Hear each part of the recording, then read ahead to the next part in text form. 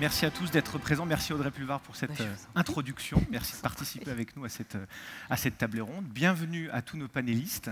Emmanuel Grégoire, vous représentez la ville de Paris. Vous êtes adjoint à la maire sur les questions de transformation des politiques publiques et de financement. Merci pour votre présence. Jacques Attali, on ne vous présente plus, président de la Fondation Positive Planète. Alain Rousset, vous êtes président de la région Nouvelle-Aquitaine. Merci beaucoup de venir participer à cette table ronde. Et Patrick Devedjian, président du département des Hauts-de-Seine et je crois de l'association des maires de l'Axe Seine également. Merci à tous pour votre présence.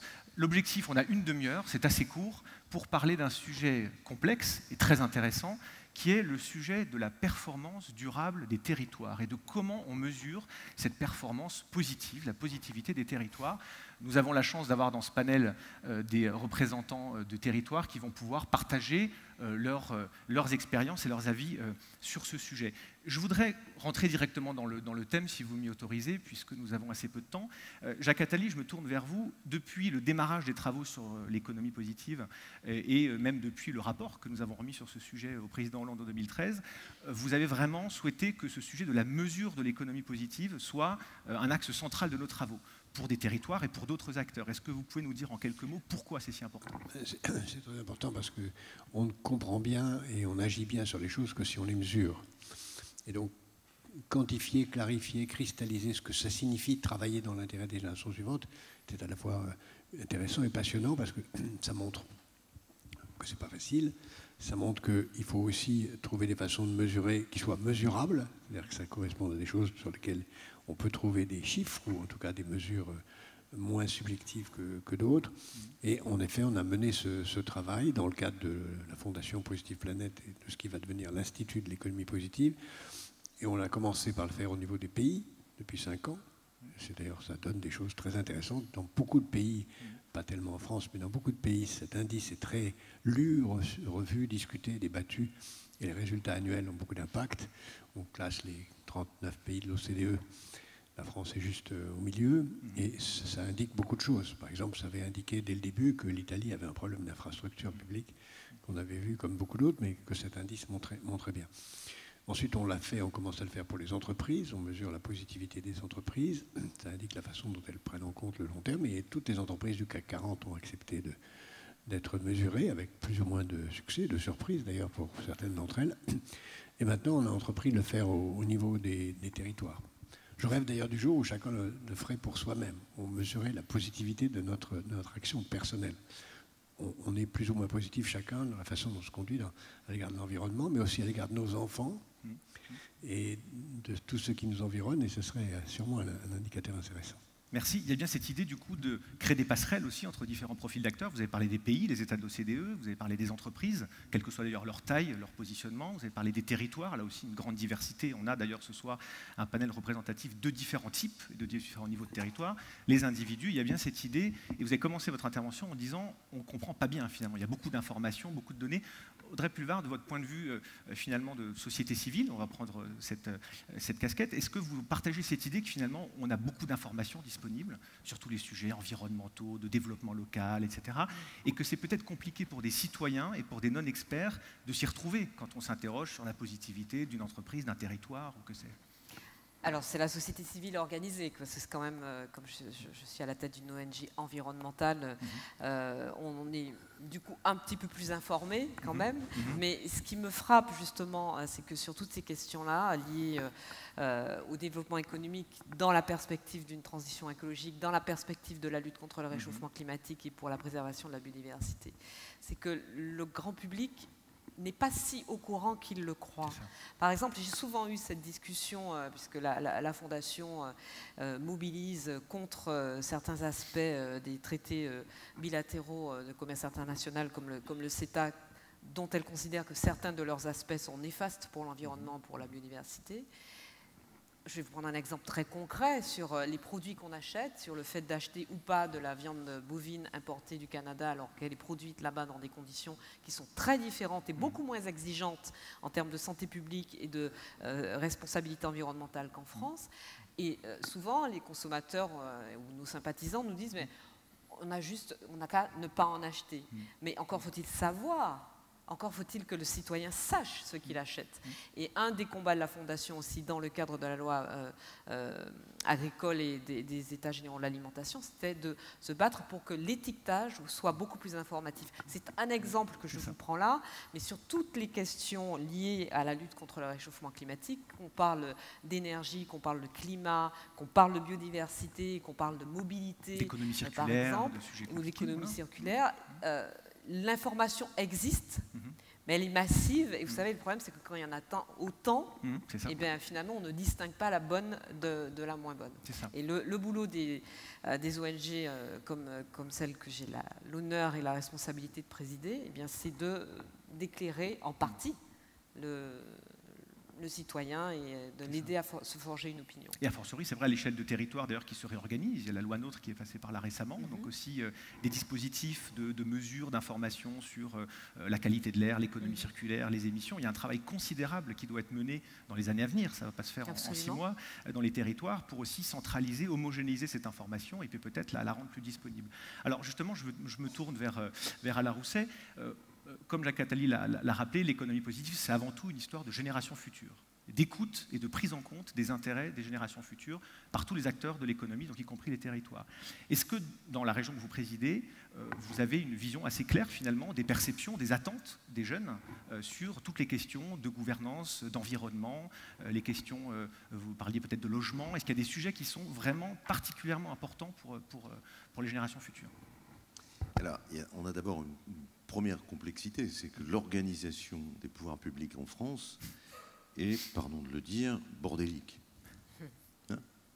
Tant que nous n'aurons pas clarifié... Il va nous falloir plus qu'une demi-heure de table ronde, là, effectivement. Tant que nous n'aurons pas clarifié ça, et on était à Marseille au Congrès des régions, les mannes de Gaston Defferre ont dû se retourner 1000 fois, triple salto avant dans sa tombe. Deuxièmement, oui, je vous ai parlé tout à l'heure du logement. Parmi les réflexions que vous avez autour de Jacques Attali initiées, il y a un certain nombre de critères qui font qu'on n'a plus simplement des critères quantitatifs de la croissance, mais des critères qualitatifs. Ce qui permet d'ailleurs de redonner aux politiques son sens. Si on reste que sur du quantitatif, ça ne va pas aller très loin. Et on voit bien aujourd'hui qu'on ne sait, et à la limite, plus vous polluez la planète, plus votre croissance est élevée. Et votre PIB élevé. Oui, donc en fait, ce n'est pas un bon indicateur. Non, j'ai ciblé le problème du logement dans le cadre des compétences de la région. Pourquoi? Parce que je pense qu'il y a un critère de fond, moi, qui m'est personnel, mais qui est, je crois, lié à une relation de bienveillance à l'égard de la population, qui est celui du logement des jeunes. Pourquoi? Parce qu'on sait que le logement est le principal obstacle à l'ascenseur social. Donc, on a misé sur une politique forte, massive, des milliers de logements étudiants, des lycéens, des apprentis, des jeunes travailleurs, des stagiaires de la formation professionnelle, de telle sorte qu'on puisse faciliter la formation ou la reformation tout au long de la vie de ces personnes. Après, je donne un autre exemple. Le gouvernement vient de décider de mettre 500 € pour aider les jeunes apprentis à passer leur permis et donc à leur faciliter la mobilité. Sauf que 500 €, je l'ai expérimenté, les familles modestes n'arrivent pas à faire passer leur permis, c'est 1200 €. Et moi, j'ai dû passer de 600 € à 1200 €. Quand je suis passé à 1200 €, tout le monde, des jeunes apprentis, a passé son permis. Donc, on a besoin... alors, je regardais... tout à l'heure en venant la liste de ces critères. Ce qui m'intéresse dans cette liste et dans cette démarche, c'est qu'effectivement, il y a des critères de vie, il y a des critères d'anticipation, il y a des critères sociaux, environnementaux. Et c'est stimulant pour une collectivité comme la mienne. Ce qui est stimulant aussi, c'est qu'ensuite, on pourra être comparé. Alors, voilà. Hein, et que peut-être, enfin, on verra que... Ça, mais Jacques Attali me connaît, je balance toujours mon discours, que les pays décentralisés sont des pays qui progressent et que les pays centralisés fondus sur place. C'est un message très fort. Alors effectivement, vous avez raison, il y a différents types d'indicateurs, des indicateurs qualitatifs, des indicateurs subjectifs. On avait souhaité le faire aussi d'ailleurs dans l'indice de positivité des pays. On n'interroge pas que sur des statistiques, on interroge aussi sur des ressentis, sur la santé, sur l'éducation. Pour l'instant, c'est peut-être plus difficile de le faire dans les territoires pour des raisons aussi de coût d'accès aux données. C'est peut-être plus simple dans des pays de l'OCDE. Encore que, on essaiera d'évoluer aussi vers ces sujets-là. Vous savez, le Limousin qui appartient maintenant à la grande région, qui s'est constituée autour de 3 régions, avait initié un peu le dos au mur face à la déprise démographique et aux difficultés économiques, une action d'accompagnement des personnes âgées, Silver Economy, avec des choses purement extraordinaires. Comment une personne âgée dont le seul plaisir dans un EHPAD, c'est de manger avec ses congénères, peut-elle avoir, comment cette personne âgée peut-elle avoir simplement un système de dentition qui soit pas artificiel, en état. Et moi j'ai toujours pensé que, en dehors des grandes idées, des grands projets, je partage ce que vous avez initié, le diable est dans le détail. Le diable est dans le détail. D'ailleurs, d'où l'importance pour nous de nous appuyer sur les expériences très concrètes. Oui. La France a toujours, on a l'impression en France que quand les politiques prononcent le mot État ou République, égalité, ils ont tout fait. Or, rien n'est fait. Merci beaucoup pour ce témoignage. Patrick Devedjian, est-ce que vous partagez ces éléments ? Je partage totalement ce que vient de dire Alain Rousset. Quelques mots sur les jeunes des Hauts-de-Seine, en 2 mots. En fait, les jeunes, ils sont affrontés à 2 besoins prioritaires qui sont difficiles à réunir. Possible, mais vraiment c'est très difficile. C'est l'emploi et le logement. Dans un pays aussi centralisé que le nôtre, beaucoup de jeunes désireux de trouver du travail viennent à Paris ou en région parisienne. Ah oui, mais il n'y a pas de logement. C'est très difficile d'avoir un logement et le logement est cher. Dans des territoires plus décentralisés, il y a du logement à des prix abordables. C'est le cas en Aquitaine, un peu moins à Bordeaux maintenant. Hein, ça a monté beaucoup quand même. J'ai regardé, ça a monté. Mais c'est aussi un indice de succès économique, le fait que c'est monté. Donc on peut se loger convenablement et à des prix abordables, mais il n'y a pas de travail. Donc évidemment, la question du politique, c'est de trouver un équilibre. Et je crois que cet équilibre, comme l'a dit Alain à l'instant, on ne peut le trouver que par une décentralisation. Alors après, comment on fait pour mesurer la positivité des territoires ? Ça, c'est déjà un élément, effectivement. Où sont prises les décisions ? Les meilleures décisions, finalement, ce sont celles qui sont prises au plus proche du terrain. Au plus proche du terrain. Ça dépend de la nature des décisions. Il y a évidemment des décisions qui sont plus ou moins éloignées. Donc c'est assez difficile de trouver le bon niveau de responsabilité pour chaque compétence. Et d'expliquer aussi ce travail, de l'expliquer auprès de la société civile, de l'opinion finalement des jeunes. Et d'expliquer cela. Et je disais tout à l'heure que la région parisienne, c'est le territoire le plus dense de toute l'Europe et qu'on est maintenant à saturation. Et que ça, il faut qu'on arrive à le comprendre. Mais ce que je vois, c'est que l'État continue à concentrer en région parisienne tous les centres de décision.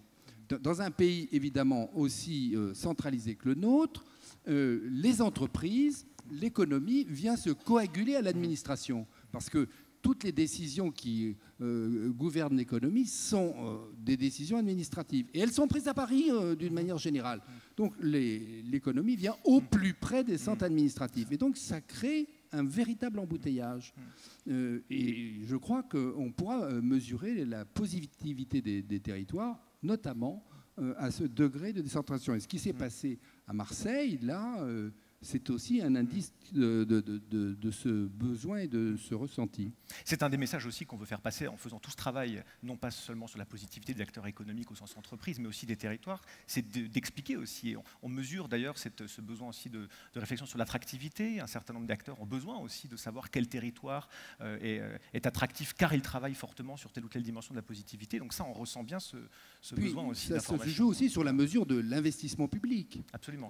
On a là un critère. Quelle est la nature et la quantité de l'investissement public sur un territoire ? C'est une chose qui peut se mesurer, c'est aussi une indication.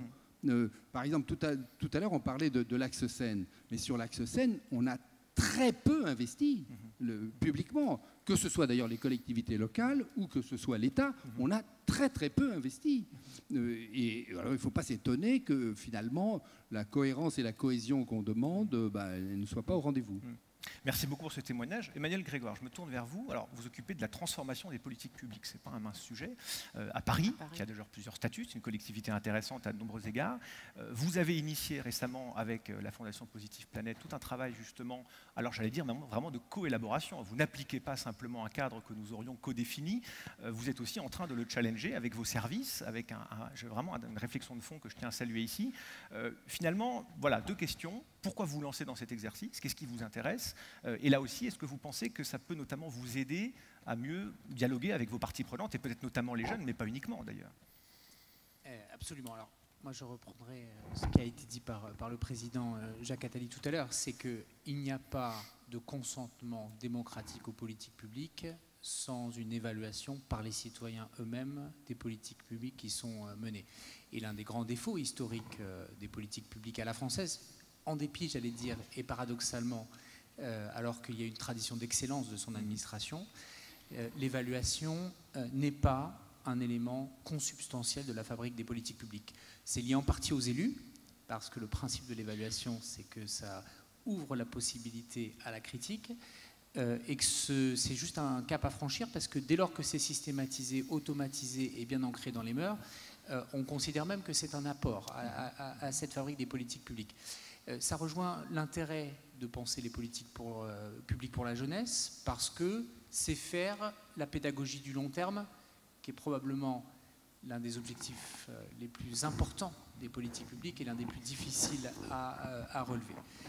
On s'est doté à la ville de Paris, et évidemment nous ne sommes pas les seuls, de ce qu'on appelle un arsenal d'évaluation, qui passe à la fois par des partenariats académiques avec l'Institut des politiques publiques, le LIEP, plein d'organismes universitaires, le centre d'évaluation des politiques publiques, des outils de type études Calicanti, un conseil parisien de la jeunesse, des outils de Civic Tech, etc. Mais il nous a semblé que l'une des grandes difficultés était d'organiser, d'un point de vue normatif, cette évaluation, et qu'à ce titre, l'indice de positivité, tel qu'il avait été développé à l'origine pour les États et ensuite décliné en ce moment dans les territoires, était un outil complémentaire indispensable. Pourquoi? Parce qu'il permet, et seulement si d'ailleurs, j'allais dire, dans la co-construction, de définir un certain nombre d'objectifs, de les mettre en place, de les partager avec l'administration, ce qui est un enjeu central pour rendre crédible ce type de démarche, qui vise, à travers un certain nombre d'indicateurs, à faire de la pédagogie de l'action et à se projeter dans un temps plus long, et puis à engager des mesures correctives si c'est nécessaire. Donc, on s'est engagé de façon très volontariste dans la démarche à vos côtés. 27 indicateurs qui sont en cours de construction, qui touchent, j'allais dire, sur tous les plans des politiques publiques de la ville de Paris. Et effectivement, nous sommes à la fois une commune et un département, et puis avec une taille un peu plus importante. Ce sera, j'en suis convaincu, un élément important du pilotage des politiques publiques que nous menons.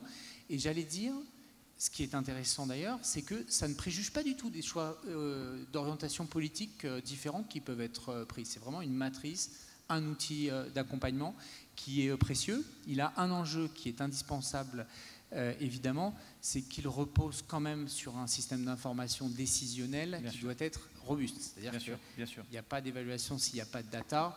Et de la data, on en a tous, mais enfin, on ne sait pas trop forcément quoi en faire. Et donc, ça demande aussi, en parallèle de l'élaboration des indicateurs, d'avoir un travail sur les données disponibles réellement, après, pour faire vivre l'outil disponible et de l'expertise pour la traiter. Mais c'est l'intérêt de travailler avec Positive Planète, c'est qu'il y a un accompagnement méthodologique qui nous aide pour cela. C'est ça.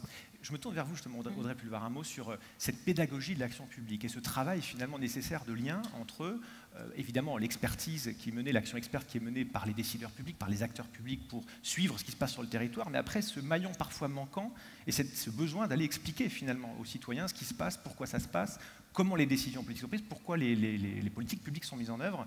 Est-ce que vous pensez qu'un outil comme cet outil que nous sommes en train de développer à plusieurs peut contribuer, et si oui, pourquoi, à essayer de resserrer un petit peu cet écart? J'imagine que oui. Alors, je ne connais pas les indicateurs que vous prenez en compte, mais je pense que la question de la cohésion et de la cohérence des politiques publiques, c'est un enjeu majeur pour tous les grands sujets qui nous occupent, et singulièrement, pardon de remettre ça sur le tapis, mais c'est quand même la mission de la Fondation pour la Nature et l'Homme, singulièrement quand il s'agit de transition écologique et solidaire. C'est un peu le sujet qui nous occupe aujourd'hui, qui nous réunit ici. Comment faire en sorte que les décisions que nous prenons aujourd'hui, quel que soit notre niveau de décision, soient compatibles avec l'intérêt des générations futures, mais même des générations actuelles, hein, parce que le réchauffement climatique, c'est déjà aujourd'hui, et compatible avec un respect plus grand de la planète, de la biodiversité, et plus généralement de l'environnement. Puisqu'on parle de positivité et d'attractivité des villes, peut-être à un niveau un petit peu plus basique, je dirais, je redescends au ras des pâquerettes. Je crois que tous les enjeux liés à la transition écologique et à la lutte contre le réchauffement climatique sont des enjeux importants pour les villes, qu'elles ont évidemment un rôle, on en a parlé toute la journée, très important à jouer, et ce sont des atouts ou des inconvénients pour elles. C'est-à-dire qu'aujourd'hui, la France, où il n'y a quand même pas que Paris, même si oui, Paris est la capitale, Paris est la capitale administrative également, Paris est le lieu où siège le gouvernement, l'Assemblée nationale, etc. Mais je veux dire, Grenoble, Lyon, Nantes, Bordeaux, bien Strasbourg sont des grandes villes, Marseille, où il se passe des tas de choses et où il y a aussi des difficultés. Et ces villes-là, qu'est-ce qui les rend plus attractives aujourd'hui? Ça, il y a des élections municipales dans pas très longtemps, je crois, des élections européennes l'année prochaine, bon, les municipales dans 2 ans. Qu'est-ce qui les rend plus attractives aujourd'hui? C'est effectivement le logement et l'emploi, mais du logement moins énergivore, plus confortable, de l'emploi plus compatible avec les enjeux de transition écologique et solidaire. Vous avez prononcé les mots économie circulaire. Ce qui est stupéfiant avec l'économie sociale et solidaire, avec l'économie circulaire, avec tout ce qu'on essaie de mettre en place pour réussir la transition écologique et solidaire, c'est non seulement que ça crée du lien social, ça crée de l'échange, ça crée un nouveau rapport avec le vivant en général. Et devinez quoi, ça crée aussi de l'emploi, et même ça crée de l'emploi non délocalisable. Non délocalisable, ce qui est évidemment... Ce qui est quand même pas mal, ce qui est quand même assez enthousiasmant. Et en plus, ce sont des démarches, tout à l'heure je discutais avec le bourgmestre de Bruxelles, qui sont toujours hyper enthousiasmantes et hyper positives. C'est pas, Jacques qui là ne va pas me contredire, c'est-à-dire qu'à partir du moment où une collectivité, une ville, une communauté s'engage sur le chemin de la transition écologique et solidaire, il n'y voit que matière à s'améliorer. Il y a une puissance de transformation. D'ailleurs, il y a probablement même un leadership au niveau des territoires. On a eu l'occasion. Et c'est de la transformation. On a eu l'occasion de présenter en préparation du G20 à Buenos Aires il y a quelques temps les travaux qui sont menés dans le cadre des États généraux des générations futures, mais aussi les indices. Et on nous a dit effectivement qu'il y avait cette volonté dans la continuité de travaux du C40, de tout ce que les réseaux de villes, de territoires font dans le monde, d'aller chercher de plus en plus de leadership à ce niveau des territoires, peut-être sur les questions environnementales, qui est encore plus puissant que des leaderships au niveau des États. Patrick Devedjian, Larousset, qu'est-ce que vous pensez de ces éléments? Est-ce que vous pensez justement que ce leadership local sur les questions d'environnement et d'économie positive, d'ailleurs plus largement, doit être aujourd'hui poussé, valorisé au maximum? Oui, parce que effectivement, le problème, c'est dans les détails. La défense de l'environnement, elle se fait dans 1000 détails, et donc elle exige une vraie compétence de proximité. Et je pense que les collectivités territoriales ont, de ce point de vue-là, un rôle moteur qu'elles n'assument pas toujours. Tout à fait. Alain Rousset. Je crois à l'intérêt de la compétition dans la réussite de la politique environnementale. Ce qui nous manque à l'échelle de l'Europe, notamment, c'est qu'il n'y ait pas de classement entre les territoires et les régions. Sur ce plan-là. Sur ce plan-là. Parce que les situations ne sont pas non plus égales, quoi. Oui, mais... un peu moins d'enthousiasme à votre droite sur un classement. Là, regarde un des problèmes. La France, très en avance sur une agriculture et sur l'agroalimentaire, dépassée par l'Allemagne, y compris sur l'agriculture biologique. Et aujourd'hui, je le remarque dans la politique agricole de la région, que c'est une façon de faire bouger les agriculteurs. C'est une façon de faire bouger les agriculteurs. Dans le domaine du logement, c'est une façon aussi sur un immeuble autonome en matière d'énergie, sur un immeuble qui est capable même d'une manière symbolique, de faire pousser les tomates ou d'avoir des ruches sur son toit. Ne serait-ce qu'un immeuble mieux isolé. Déjà, un immeuble efficace d'un point de vue mieux énergétique. isolé. Voilà. Ça, c'est une question qu'on peut se poser et que Jacques peut peut-être approfondir. Aujourd'hui, ce qui ne marche pas dans le logement en France, c'est tout le système de défiscalisation, qui est un pur transfert de charges total. Enfin bon, la loi Cellier, je me souviens, c'est quelque chose d'horrible, quoi. Si, voilà, je cherchais un nom encore plus dur, j'ai pas trouvé. Ces immeubles-là, financés par défiscalisation, sont des passoires thermiques.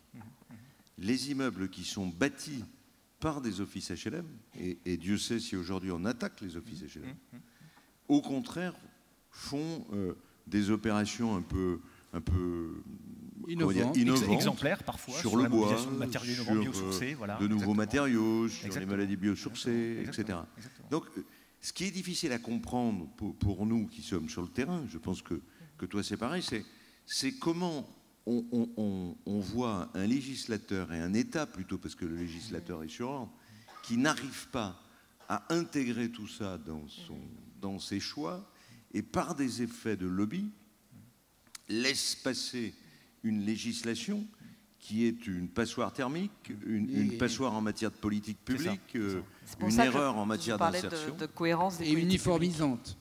Et uniformisante. Exactement. Emmanuel Grégoire, est-ce que par rapport à cette idée aussi d'une nécessaire, je passerai la parole à Jacques Attali, cette nécessaire peut-être comparaison dans le bon sens du terme pour mettre en valeur des bonnes pratiques, mais à l'échelle de territoire en Europe, est-ce que ça vous semble quelque chose d'important et dans quelle mesure finalement le travail qu'on mène sur l'indice de positivité peut peut-être un jour amener à ce type d'outils? Oui, alors je partage totalement ce qui a été dit, c'est-à-dire que mesurer la performance est une incitation à la performance par définition, et c'est-à-dire pas une incitation à la performance nécessairement vis-à-vis ou contre les autres, mais souvent d'abord vis-à-vis de soi-même.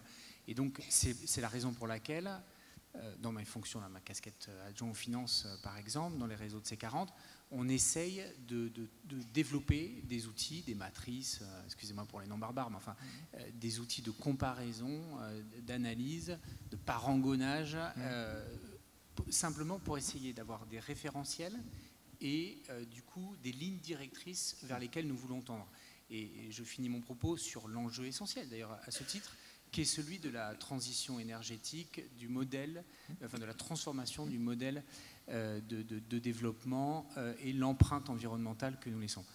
À Paris, Anne Hidalgo, c'est connu, et ça lui vaut quelques inimitiés de court terme, je l'espère, seulement, a engagé un combat homérique pour la transformation des grandes villes monde, et c'est un combat qui engage tous ses collègues maires des grandes villes du monde, et d'ailleurs toutes les maires des villes tout court.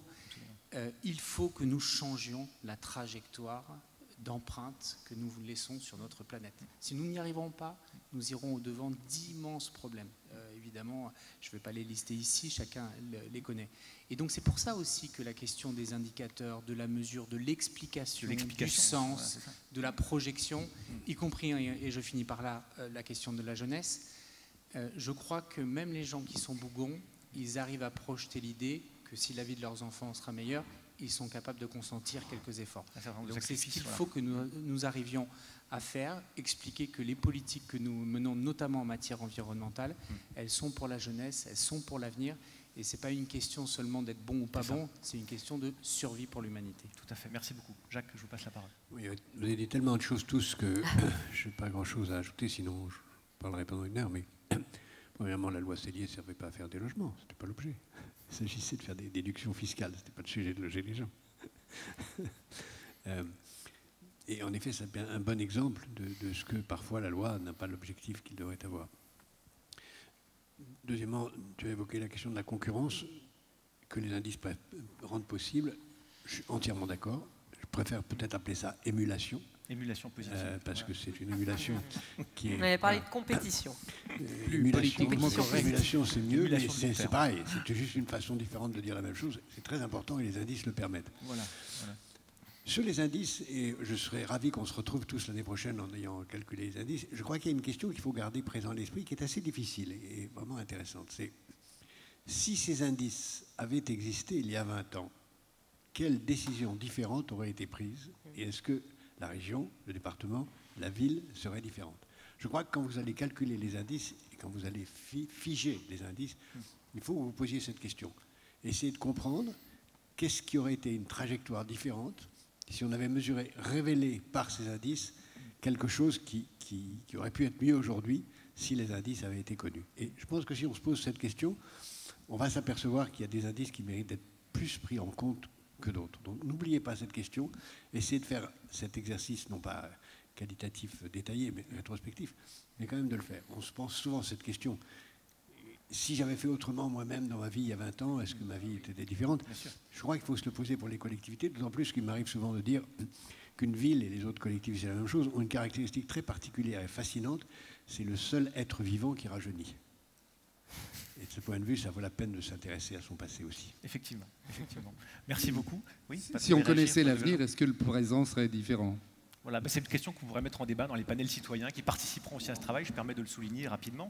Ce n'est pas un travail d'experts uniquement qu'on mène là, avec la qualité des contributions de vos services, mais il y a cette volonté aussi d'associer des citoyens pour les faire réagir, d'une part à la composition de l'indice, pour voir si ça leur parle ou si on est complètement à côté de la plaque, si je puis dire, et puis aussi pour commencer à faire ce travail que vous évoquiez de pédagogie, d'information, voilà, dans l'intérêt collectif.